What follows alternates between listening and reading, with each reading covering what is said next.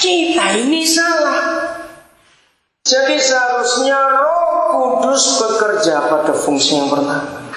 Kalau kita penuh Roh Kudus, efek yang pertama, akibat yang pertama, tadi kita dituntun dalam kebenaran.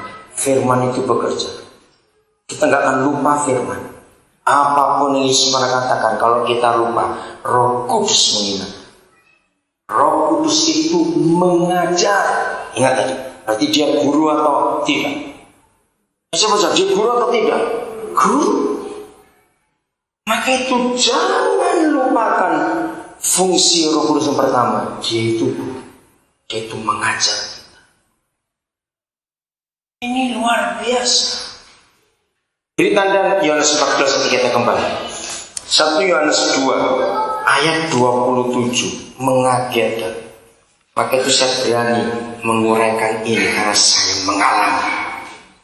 Sebab di dalam diri kita tetap ada pengurapan yang telah, bukan akan. Jadi sudah sekali itu saja telah kamu terima daripadanya. Dahsyat ini. Karena itu bagaimana? Tidak perlu kamu diajar oleh orang lain. Awas, jangan tafsirkan, wih hebat, sombong kita. Enggak, bukan itu. Nanti saya akan tunjukkan apa arti sehingga kamu tidak perlu diajar orang lain. Tetapi sebagaimana apanya? Pengurapannya. Baca. Nah, tunggu dulu. Jadi pengurapan itu ngajar, saudara, bukan geblakan orang. Ingat itu lagi. Amin. Pengurapan itu mengajar. Pengurapan enggak penting-penting terus kerja-kerja begitu, enggak. Maaf. Pengurapan enggak gulung-gulung, guling-guling, enggak. Pengurapan itu enggak teriak-teriak, tidak. Itu semua emosi. Apa itu salah? Tidak, karena tergantung karakter orang. Orang yang lembut, kalau penuh Roh Kudus, pasti nggak akan kerja-kerja. Maaf, dia akan tenang saja. Tuh orang yang keras, itu terus dulu nggak karun begitu, kok disetrumi dulu. Jadi tergantung karakter orang dan pembawaan orang. Tapi lagi sekali, inilah firman-Nya dari Yohanes 16, Yohanes 14, 1 Yohanes 2. Semua mengatakan Roh Kudus itu mengajar. Betul? Jadi kita harus belajar dengan Roh Kudus. Ini yang kita harus tahu. Saya ulangi.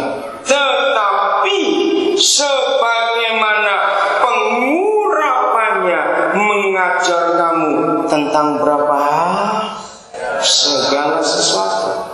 Gabung lagi ini dengan ayat 26 dan 15, sama tidak? Roh Kudus itu mengajar kita berapa hal tadi?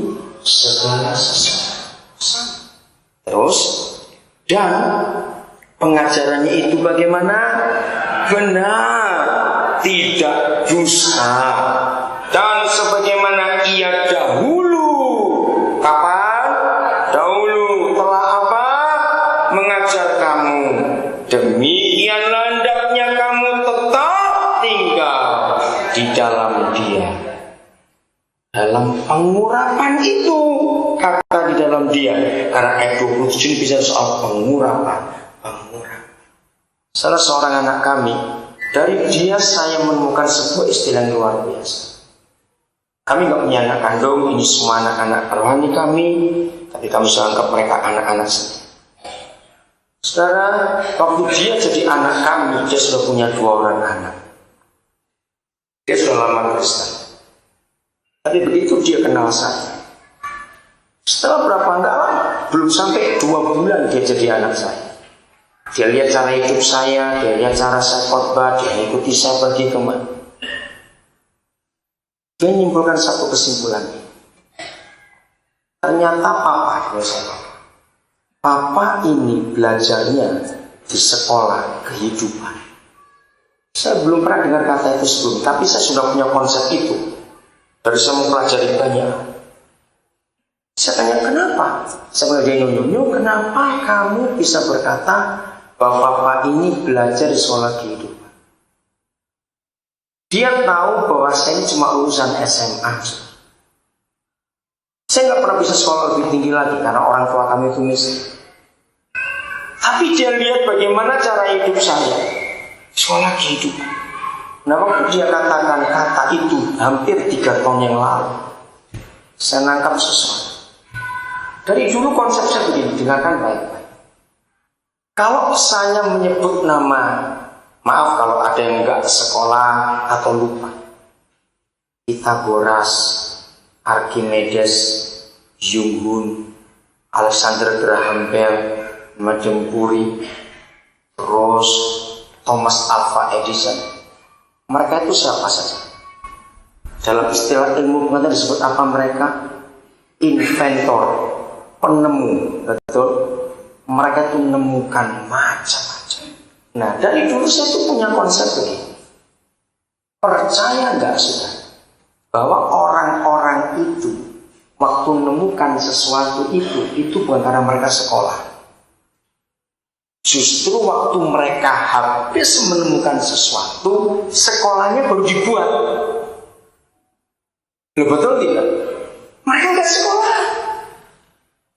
Nah itu yang saya ajar kepada semua orang miskin, supaya orang miskin nggak bisa sekolah, jangan putus asa.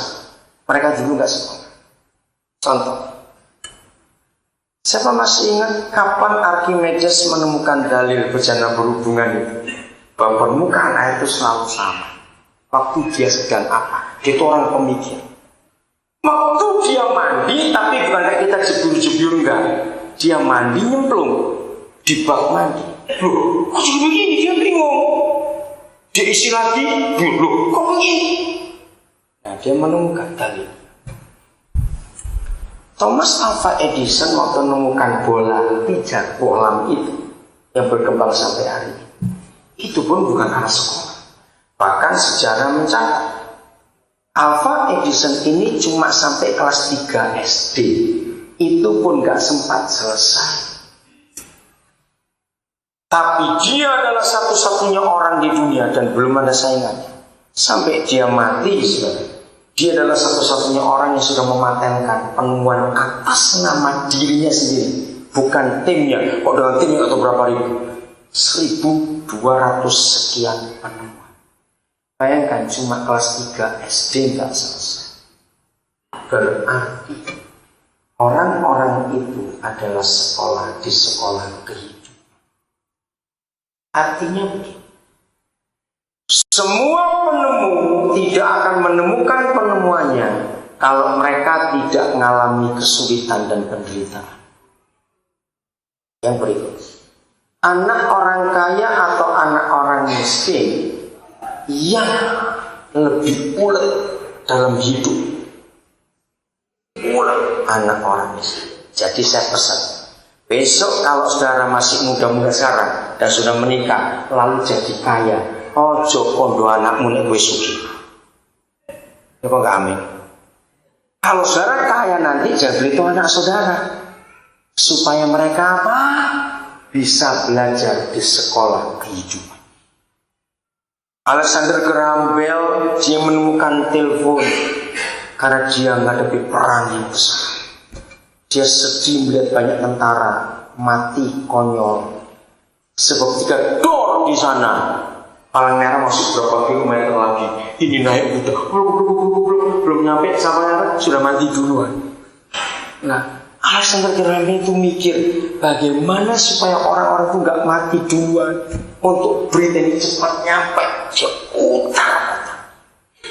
Ketemulah kabel yang disambung bisa ngirim berita. Jadi waktu Thomas Alva Edison menemukan bola pijar yang kita pakai sampai ini, dia melihat pegawai pertama dia New York waktu tahun besar, kasihan kalau sorenya kan nyalakan obor di perempatan pertigaan jalan, kalau sudah malam dimatikan obor itu enggak obong semua nanti. Kalau musim dingin winter, Thomas Alva Edison kasihan orang-orang itu, aduh capek sekali, kena hujan badai salju kena angin mati, nyalakan lagi karena belum jamnya mati.